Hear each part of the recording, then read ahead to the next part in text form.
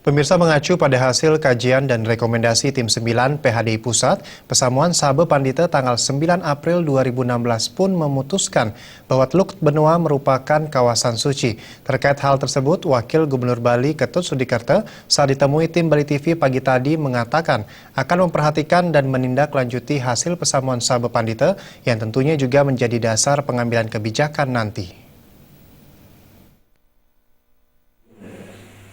Lebih lanjut, Wagub Ketut Sudikerte menjelaskan terkait hasil keputusan Pesamuan Sabe Pandite, pemerintah Provinsi Bali belum melakukan koordinasi.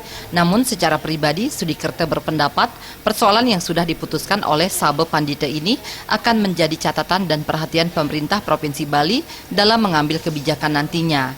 Karena persoalan Teluk Benoa bukan persoalan Pemprov Bali, tapi itu adalah kawasan strategis nasional yang pengelolaannya ada di pusat. Saya melihat, ini saya bukan pemerintah, enggak. Kalau saya melihat, ya persoalan apapun yang diputuskan, yang akan saya putuskan atau yang akan dilakukan keputusan oleh Pak Gubernur pasti akan selalu bersumber pada kajian. Ya, maka persoalan Teluk Benoa kan belum ada kajiannya kalau saya lihat. Kalaupun ada kajian dulu di awal kan dia bilang mengiyakan, menyetujui, di belakang dia bilang menolak. Berarti kan tidak normatif itu. Maka perlu dilakukan kajian secara komprehensif, yaitu karena kajian itu kan terutama kajian teknisnya. Ada kajian teknisnya, ada kajian yuridisnya, ada kajian sosial kemasyarakatannya, ada kajian dampak lingkungannya, ya kan? Dan ada kajian ekonominya, ya kan? Dari kajian itu nanti apabila dilakukan oleh lembaga-lembaga independen akan didapatin kesimpulannya. Apapun kesimpulan itu, kita harus memperhatikan Bali.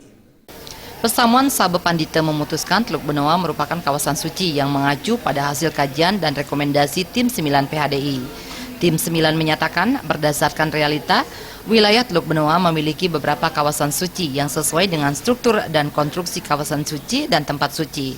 Kawasan suci meliputi pantai yang masih digunakan umat Hindu untuk ritual keagamaan seperti pembelastian, nganyut, kawasan suci campuhan, kawasan suci laut dengan zona inti Pura Karangtengah, dan tempat suci atau pura yang tersebar di Pulau Pudut. Jenny dan Artaya, Bali TV.